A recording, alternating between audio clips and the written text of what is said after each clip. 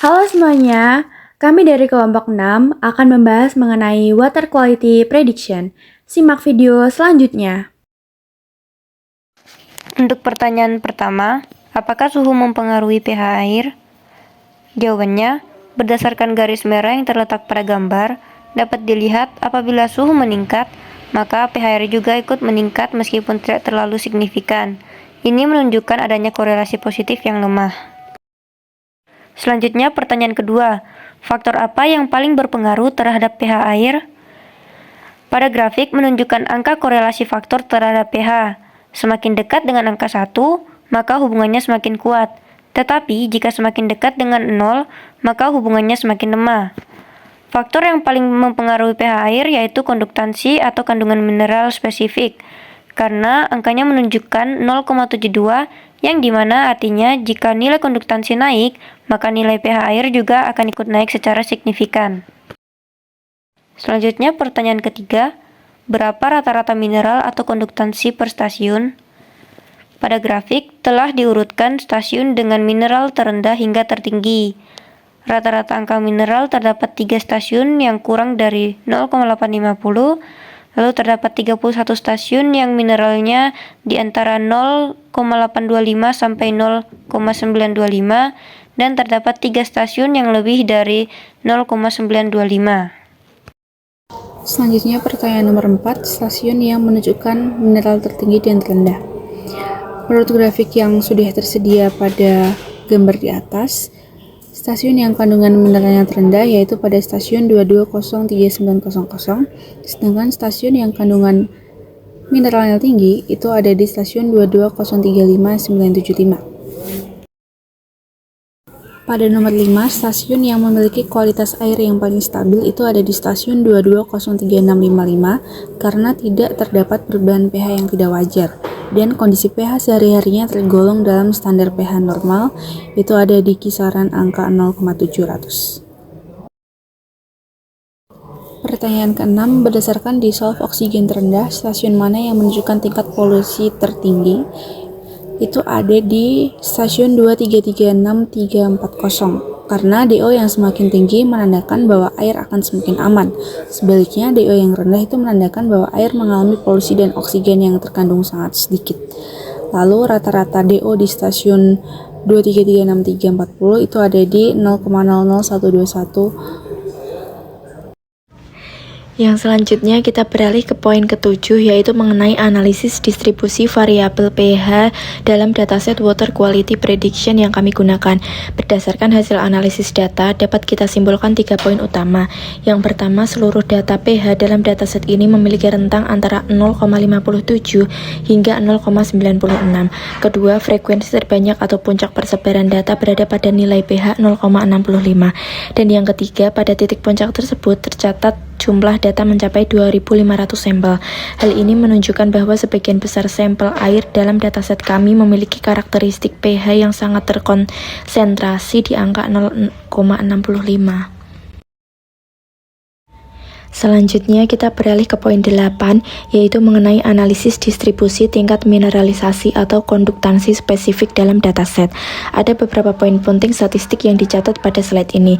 Yang pertama, nilai mineralisasi bergerak dalam rentang 0,55 hingga 1,00. Yang kedua, frekuensi data terbanyak berada pada kisaran 0,89 dengan total mencapai 2.300-an data.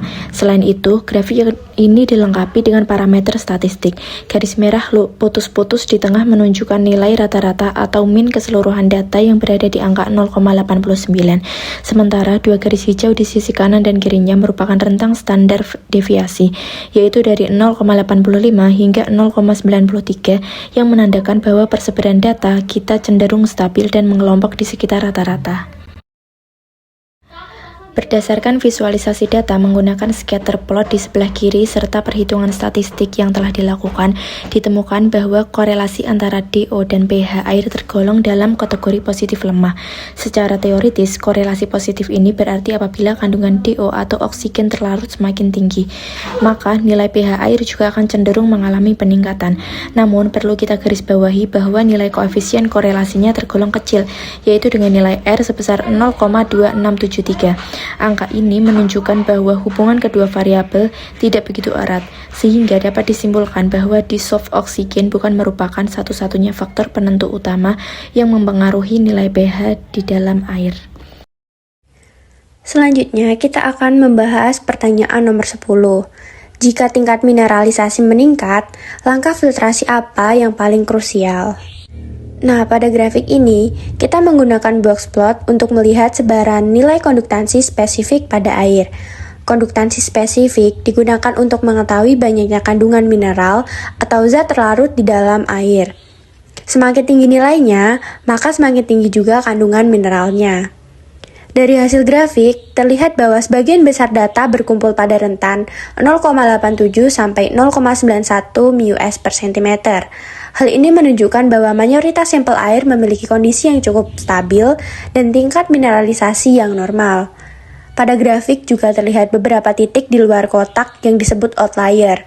Outlier di sisi kiri menunjukkan ada beberapa sampel dengan kandungan mineral lebih rendah.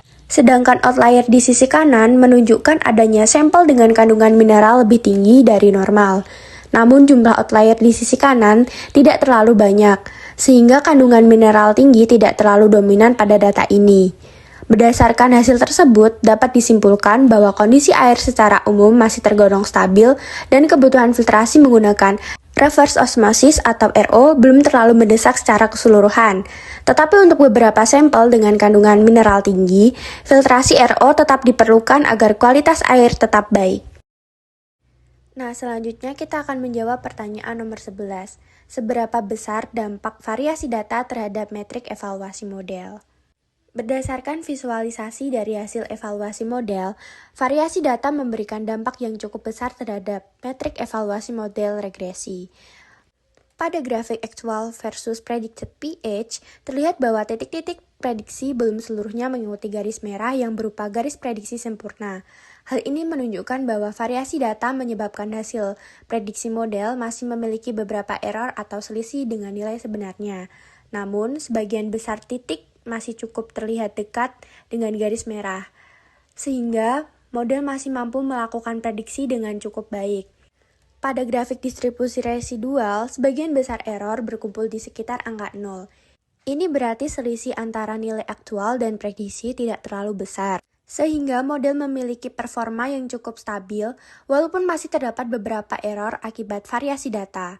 Selain itu, nilai R kuadrat score sebesar 0,5599 atau sekitar 56% menunjukkan bahwa model mampu menjelaskan sekitar 56% variasi nilai pH berdasarkan variabel suhu, DO, dan konduktansi, sedangkan sekitar 44% sisanya dipengaruhi oleh faktor lain yang belum dimasukkan ke dalam model. Jadi dapat disimpulkan bahwa variasi data memiliki dampak yang cukup besar terhadap metrik evaluasi model, karena variasi tersebut mempengaruhi tingkat akurasi dan error prediksi. Meskipun begitu, model masih tergolong cukup baik dan stabil untuk digunakan dalam prediksi pH. Nah, selanjutnya kita akan menjawab pertanyaan nomor 12, yaitu pertanyaan terakhir. Apakah suhu saling berpengaruh dalam dissolved oksigen? Jawabannya, pada gambar menunjukkan adanya garis naik yang cukup tajam dari kiri ke kanan, yang artinya suhu semakin tinggi sangat mempengaruhi meningkatnya oksigen yang terlarut. Ini menunjukkan adanya korelasi positif yang signifikan. Yang pertama kita siapkan water datasetnya terlebih dahulu, lalu melakukan ekstraksi datanya dan memproses meratakan datanya serta membuat data frame-nya. Dan nanti akan menghasilkan 5 data sebagai berikut. Lalu kita akan langsung lanjut ke soal yang pertama, yaitu apakah suhu mempengaruhi pH air, dan di sini kita akan memunculkan grafiknya, grafik pH dan suhu, karena kita akan menghitung hubungan dari mereka. Lalu berikut adalah rumus-rumusnya dan menghasilkan grafik atau data yang cukup meningkat namun korelasinya positif lemah. Karena apabila suhu meningkat maka pH air juga akan ikut meningkat walaupun tidak terlalu signifikan. Dan korelasi suhu pH-nya ada di 0,2988. Dan pada soal nomor 2 itu pertanyaannya faktor yang paling berpengaruh terhadap pH air. Di sini seperti yang ditunjukkan oleh grafik tersebut, jadi kita menghitung korelasi terhadap pH-nya, menampilkan grafik suhu, konduktansi spesifik DO dan pH.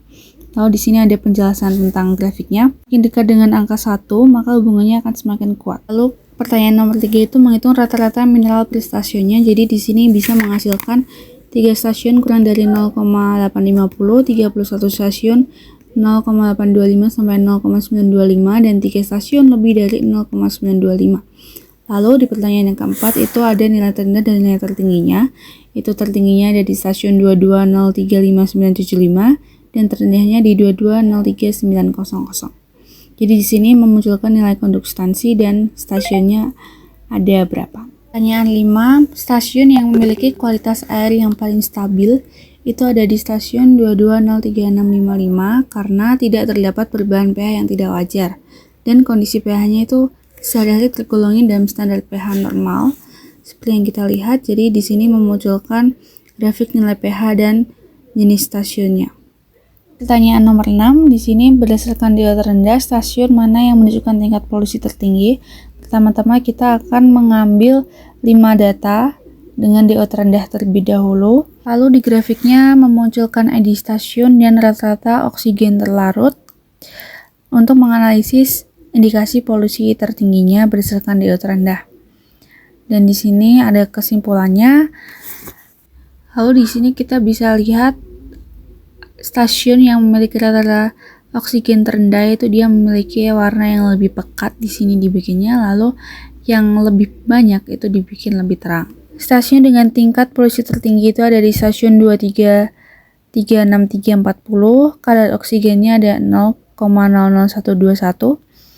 Jadi kadar DO yang mendekati 0 itu akan menandakan polusi organik yang sangat parah, lalu bakteri pengurainya menghabiskan hampir seluruh oksigen. Nomor 7 itu distribusi pH dalam dataset, itu ada di 0,57 sampai 0,96 dan terbanyak itu ada di 0,65 dengan kisaran data 2500 sesuai dengan grafik. Lalu nomor 8, bagaimana distribusi mineralisasi dalam dataset Water Quality Prediction? Itu ada di rentan datasetnya 0,55 sampai 1 dan terbanyak frekuensinya ada di sekitar 0,89 dengan sekitar 3.000-an data, dan garis merah itu dia rata-rata keseluruhan data itu mencapai 0,89, sedangkan garis titik-titik yang warna hijau itu standar deviasinya di 0,85 sampai 0,93. Kalau nomor 9 itu hubungan antara DO dan pH air. Di sini kita munculkan dua hal tersebut. Di sini korelasinya positif lemah, berarti DO itu semakin tinggi maka pH juga akan semakin tinggi. Tapi DO bukan satu-satunya penentu pH. Di sini tergolong kecil, R-nya itu ada di 0,2673. Lalu nomor 10 itu jika tingkat mineralisasi meningkat, langkah filtrasi yang paling krusial itu apa? Di sini kita akan memunculkan konduktansinya terlebih dahulu, lalu menunjukkan sebagian besar sampel air itu memiliki nilai konduktansi yang spesifik ada di rentan 0,87 sampai 0,91. Dan jika banyak titik di sisi kanan, maka kebutuhan filtrasi RO itu sangat mendesak. Di nomor 11, seberapa besar dampak variasi data terhadap matriks evaluasi model? Di sini kita menampilkan labelnya itu ada nilai pH aktual, pH prediksi, aktual vs prediksi, lalu ada residual dan distribusi residual. Lalu kita akan masuk ke interpretasinya menggunakan grafik scatter plot. Itu di sini menampilkan nilai R kuadrat sebesar 0,5599 itu menunjukkan bahwa model mampu menjelaskan sekitar 55% variasi pH berdasarkan variabel suhu, DO, dan konduktansinya. Jadi model ini cukup layak digunakan meskipun akurasinya masih dapat ditingkatkan lagi.